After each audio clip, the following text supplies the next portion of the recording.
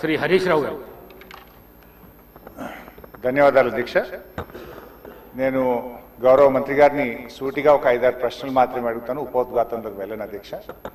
ముందుగా అసలు ఈ మూసీ మోడర్నైజేషన్ ప్రాజెక్టుకు ఎంత ఖర్చు అవుతుంది? ఒకసారి ముఖ్యమంత్రి గారు 1,00,000 కోట్లు ఖర్చు పెడుతున్నామన్నారు, ఒకసారి 1,50,000 కోట్లు ఖర్చు పెడతామని డిఫరెంట్ టైమ్స్లో డిఫరెంట్ స్టేట్మెంట్స్ వచ్చాయి. అసలు ఈ మూసీ ప్రాజెక్టు సుందరీకరణ మీద రాష్ట్ర ప్రభుత్వం ఎంత ఖర్చు పెట్టాలనుకుంటుంది? ఎందుకంటే ఒకవైపు పిల్లల స్కాలర్షిప్లు ఇవ్వమంటే డబ్బులు లేవు, కోసుక తింటారా అంటున్నారు, లేదా రిటైర్డ్ ఎంప్లాయీస్కు డబ్బులు ఇవ్వండి అంటే డబ్బులు లేవంటున్నారు. మూసీ సుందరీకరణ మీద 1,00,000 కోట్ల 1,50,000 కోట్ల ఎంత ఖర్చు పెడతామనుకుంటుంది ప్రభుత్వం? సూటిగా సమాధానం చెప్పండి. 2, ఇప్పటి వరకు మూసీ సుందరీకరణలో ఎన్ని నివాసాలు కూల్చివేశారు? ఆ కూల్చివేసిన నివాసాలకు 2013 భూసేకరణ చట్టం కింద పాత ఇండ్లకు కంపెన్సేషన్ ఇచ్చారా, వేజ్ లాస్ ఇచ్చారా, లేదా సింపుల్ గా కేసీఆర్ గారు కట్టిన డబుల్ బెడ్రూమ్ ఇళ్లలో అసైన్మెంట్ చేసి పంపారా?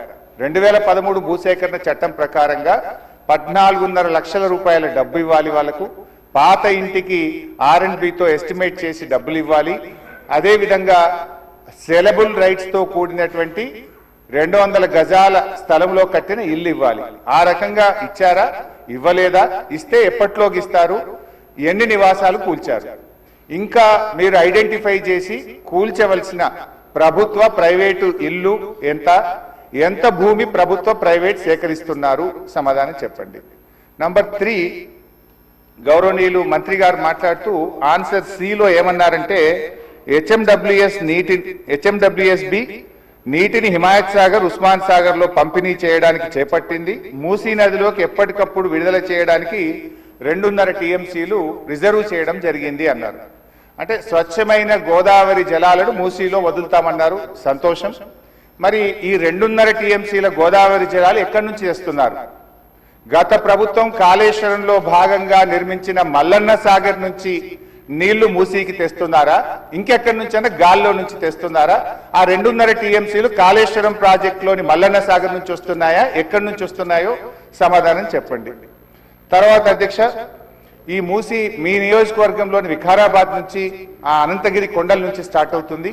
గత ప్రభుత్వం మూసీలోకి మురికి నీరు రాకుండా ఉండాలని దాదాపు 32 ఎస్టీపీలు కట్టాం. అందులో ఒకటి మన వికారాబాద్ దగ్గర కూడా ఒక ఎస్టీపీ కట్టాం. ఇవాళ ఆ ఎస్టీపీని మెయింటైన్ చేయక మోటార్లు బీకేసిండ్రు, గడ్డి పెరిగింది.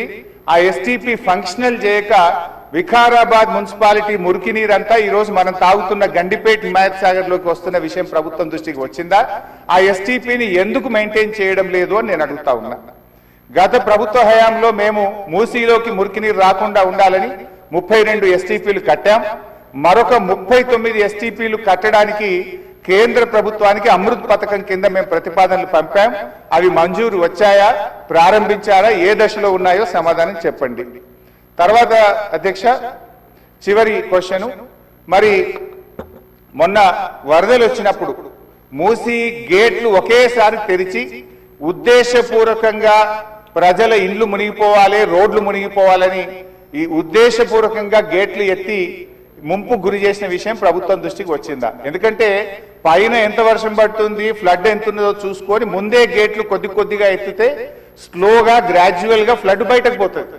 కానీ గేట్లు నింపి ఆపిపెట్టి ప్రాజెక్టు మొత్తం నిండిన తర్వాత ఒకేసారి గేట్లు తెరవడం ద్వారా ఓఆర్ఆర్ యొక్క మరి పక్కనుండేటువంటి రోడ్లు కానీ ఓఆర్ఆర్ యొక్క మన పక్కనుండే రోడ్లు, ఇండ్లు ముంపు ఉద్దేశపూర్వకంగా కావాలనే ప్రభుత్వ పెద్దల యొక్క ఆదేశాలతో ఈ గేట్లు ఎత్తి ముంపు గురి చేసిన విషయం ప్రభుత్వం దృష్టికి వచ్చిందా? ఎందుకు ఆ రకంగా గేట్లు ఎత్తారు? ఒకవేళ ప్రభుత్వానికి ఆ ఉద్దేశం లేకపోతే ఆ అధికారుల మీద ఏమైనా చర్యలు తీసుకున్నారా? సూటిగా సమాధానం చెప్పాలని చెప్పి నేను కోరుతా ఉన్నా అధ్యక్ష. చివరిగా నేను చెప్పేది, మీరు పేదవాళ్ళ ఇంటికి రాకండి. మూసీ సుందరీకరణ పేరిట పేదల ఇండ్లు కూలగొడితే బీఆర్ఎస్ పార్టీ సీరియస్ గా వ్యతిరేకిస్తుంది. అవసరమైతే బుల్డోజర్లకు అడ్డంగా పడుకోనైనా అడ్డుకుంటామని గతంలో చెప్పాం. ఖాళీ స్థలాలు ఉన్నాయి, మీరు ఖాళీ స్థలాల్లో దాన్ని డెవలప్ చేయండి. మూసీలోకి గోదావరి నీళ్లు తెండి, మురికి నీరు లేకుండా చూడండి. కానీ మూసీ పేరిట పేదల ఇండ్లు కూలిస్తే మాత్రం బీఆర్ఎస్ పార్టీ ఎంత మాత్రం ఒప్పుకోదని మీ ద్వారా ప్రభుత్వాన్ని తెలియజేస్తున్నాం. శ్రీ కె శంకరయ్య గారు. అధ్యక్ష ధన్యవాదాలు. మూసి పునర్జీవ ప్రాజెక్ట్ చేపట్టడం ఈ మహానగరానికి మంచి శుభసూచకం. ఇప్పుడే కానీ ఇటువంటి కార్యక్రమం